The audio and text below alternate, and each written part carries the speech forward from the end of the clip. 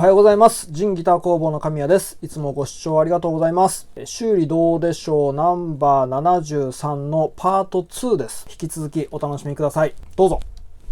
はい。で、実際に掘っていく作業なんですが、使うジグはこんなようなジグを自作しました。もうかれこれ20代の頃に作ったジグですね。ステュマックからこういうね、素晴らしいジグが売られてますので、ぜひこっち使ってください。こっちの方が多分安心感があります。ただね、これはね、ミニルーター用なんですね。確かドレメルかな。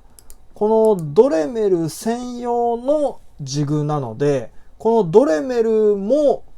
同時に買わないと使えないんですよ。だと思います。私の場合はトリマ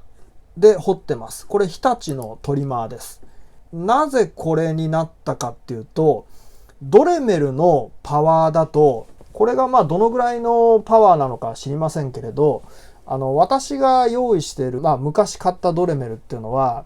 非常に回転も遅いですし、とてもね、溝を掘っていく力がなかったんですよ。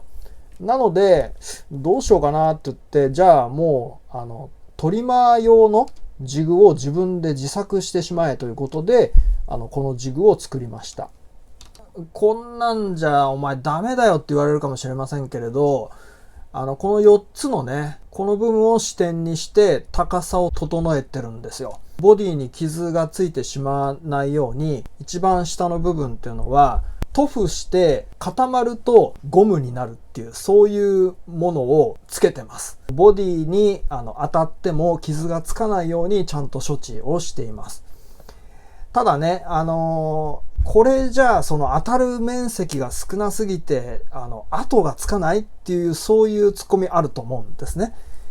私長年これの方法でやってきて一切つきませんでした。なので大丈夫だとは思ってます。でもちろん今回のケースはポリ塗装ですから非常に丈夫だっていうことが分かってるので、そうしてますけれど、例えばこれがラッカー塗装で非常に薄いだとかいろいろなケースがあると思うんですよ。でそういう場合には適宜もうちょっと工夫してね、厚めのゴムをもう一枚敷いたりとかをして、それで工夫してやってます。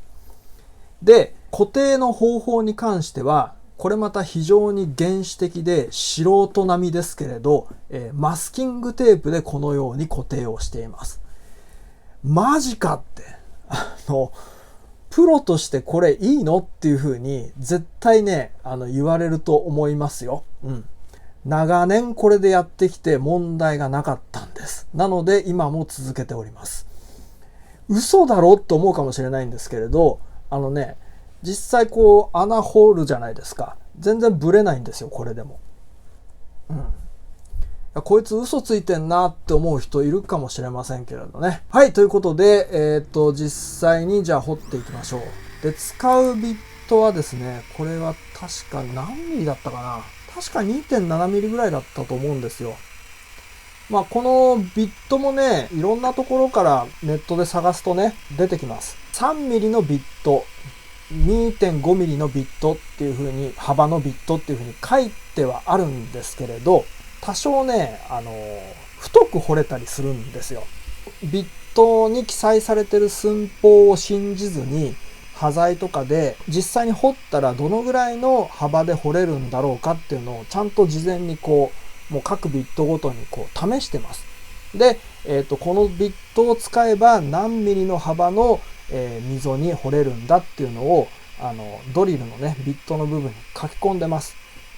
で掘る前に掘る溝の深さですね、ブリッジサドルの中央にビットを合わせてそこで調整しています。今回のケースだと、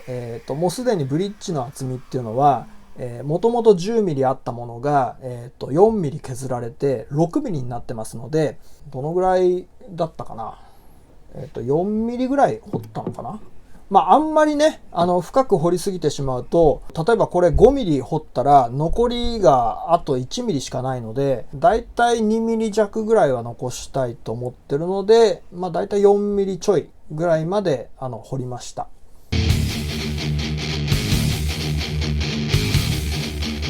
このジグをセットするのは目視でやってます。ドリルのビットをね、このブリッジのところまで近づけていって、ちょうどこの線の中央にビットが来るかどうか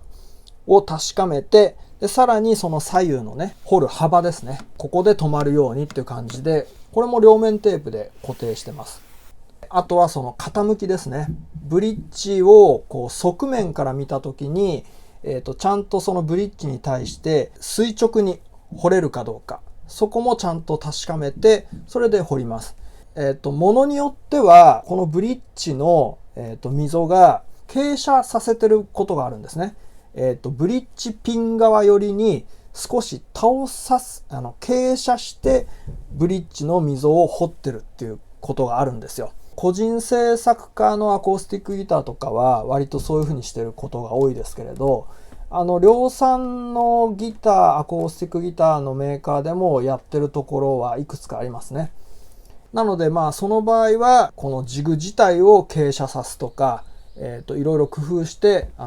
対応します。オリジナルの位置と比べるとこれだけずれてるんですよ。ずれたところに溝を掘りました。これは多分ね600番ぐらいの番手で表面を整えてます。縁の部分とか際の部分っていうのは気持ち軽く面取りするような感じで、整えます。最後に黒い染料で着色します。これはユニステインのブラックですね。で、このユニステインのブラックに関しては乾燥すると他に付着しません。ステュマックで販売されている染料、これですね。これに関しては乾燥しても汗かいた指とかでこうやって触ったりするとちょっとね染料が付着してしまいます。ちなみにこのユニステインの染料はポリとラッカ両方に使えますけれど、ステュマックのこの染料はラッカにしか使えません。ポリには使えません。ブリッジサドル溝に合うようにこうやって成形していってパコンとはめます。ブリッジの上面を記します。このブリッジの上面から1弦状ねと6弦状で2ミリのところに印をつけます。このヤマハのギターに関しては指板の R が14インチ R でしたので14インチ R でこのように、印をしていきます。ベルトサンダーとかを使ってぴったりの位置まで削ります。でもこれ完成ですね。最後に蜜蝋ワックスを塗ってます。で、これが完成したところですね。ブリッジサドルの頂点に関しては2弦が少しふにってオクターブの関係上後ろへ下がるように成形してます。新しいブリッジサドル作る時にほんのわずかねやっぱり高くなるので余裕を残して成形していくので一番最後にこうやって弦を張ってもう一度こうやってチェックをしてでわずか 0.2 ミリとかそのぐらい少し高くなるはずなんですよ。高くなるようにしてるんですけれどでじゃああと 0.1 ミリと 0.2 ミリ削ればいいんだなっていうふうに分かったところでもう一度、弦取り外してブリッジサドルの今度底面の部分を微調整して削ってそれで最終的な目的の原稿になるように調整してセットします。はい、ということでこれで完成ですね。アコースティックギターの場合はトップが年々膨らんできたりとかもしくはネックの元置きと同じような症状変化の仕方としては違うんですけれどボディ側がね歪んできたりとかってそういう経年変化によってどうしても製造時の状態では正常だった原稿がどんどん上がってくるっていうケースが非常に多いんですね。冒頭でお話しした通りいくらブリッジサドルを削ってももう全然低くならないよっていうケースの時には今回ご紹介したようなこういうブリッジ圧自体を薄く削ってしまう方法っていうのが一つの方法としてあります。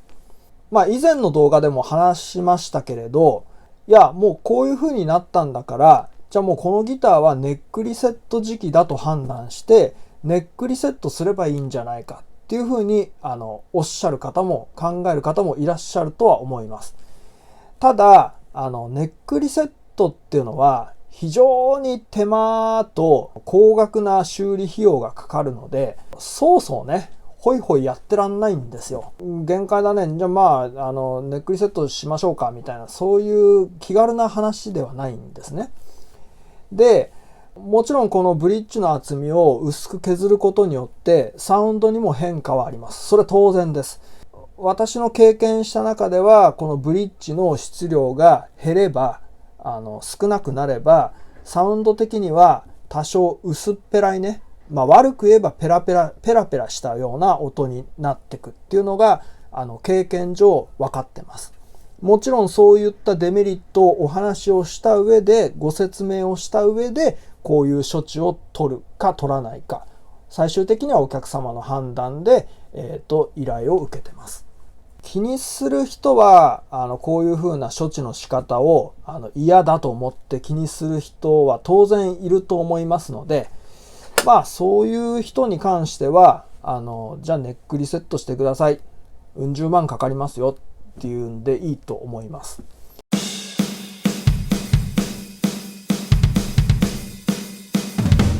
ただね、一つ注意しなければいけないのは、アコースティックギターって徐々に原稿って上がってくることが多いんですよ。で、例えば新品で買いました。それが5年10年後にかなり原稿が上がってしまいました。ブリッジの厚みがあって今回のような方法を取れば、原稿が低くなるっていうふうなことが分かっていても、ブリッジの厚みを削らないでネックリセットをしましょうっていうことになりました。10年後に。ネックリセットをしたはいいですけれど、さらに5年10年後、つまり20年後ですね。徐々に経年変化とかによって原稿って上がってくることもあるんですね。十分考えられるんですね。じゃあまたさらに20年後にもう一回ネックリセットしましょうとかってね。そういうことをするよりかは、せっかくブリッジの厚みが十分あるのであれば、多少のそのサウンドの変化っていうのは犠牲にしてでも、今回のような方法をとって原稿を十分に低くして、それで弾きやすい状態にしてあげる方が私はいいんじゃないかなと思ってます。この方法っていうのはだいたい1回2回ぐらいまでが限度なんですよ。もうこれ以上ブリッジの厚みはもう薄くできません。すでに現状で例えばブリッジの厚み6ミリですとか5ミリですとかっていう場合には、もうこれ以上薄くすることできませんよね。なのでそこまでいった段階でネックリセットっていう大修理をするべきだと私は思ってます。異論反論いろいろあると思いますけれど、人それぞれ考え方はいろいろありますし、私はそういうスタンスで考えてやってきてます。でもう一つ、ネックの元置きに関してのアコースティックギター編ですね。ここでお話しした通り、このジョイントの部分で逆への字型になっていることが多いんですよ。この状態のまま原稿を低くするとどうなるかというと、もしかしたらですね、ジョイント部14フレットとか15フレット付近、その上のポジションを弾く時に音にならないようなペシペシペシペシっていうような音になってしまう可能性もあります。で、だいたい1.78 ミリもあれば、よほどひどい逆への字型でない限りは、大丈夫だと思うんですけれど、例えばアコースティックギターのカッタウェイモデルとかありますよね。アルディミオラ並みにバリバリバリバリってハイフレットでね、弾きまくりますみたいな、そういう人だと、ここの逆への字型の部分をどうにか改善しない限りは、どうしても原稿を低くすればするほどハイフレットのポジションでバズがかなり混じったような音になってしまうので、ここは一つ注意が必要ですね。まあ大抵の人はまあローコード側でこうねジャカジャカ弾くぐらいで、そんなハイフレットでガンガン弾くような人っていうのはめったにいないですから、あんまり問題にはならないんですけれど、そこだけ注意が必要ですね。で実際これはまあその原稿になってみないとわからない、確かめようがないので、もちろんね、ブリッジサドルを事前にこう取っ払ってしまって、目的の原稿に近づけて確かめてみるってことはできますけれど。はい。今年も、まあこれからスキーシーズン本番ですよね。1月、2月、3月。去年、子供らもね、かなり、このハーネスを使って、後ろからね、サポートしてあげれば、滑れるってことが分かったので、今年もね、ガンガン行こうと思ってます。これね、本当面白いですよ、このハーネス。もうそれこそね、馬の手綱みたいな感じでね、ちょっとこう右に寄ってるなと思ったらね、左をクイックイクイってこう引っ張ってあげると、その通りにこう曲がってくるんですね。まあ、本人たちはそれで滑ってる気になってるんですけれど、まあね、まず楽しむことが最優先ですから、とりあえず滑り方の基礎とか技術はまあほっとけばそのうち覚えるだろうっていう、そんな感じでやってます。はい、はい、いかがでしたでしょうか。よろしければ高評価ボタンとチャンネル登録お願いします。それでは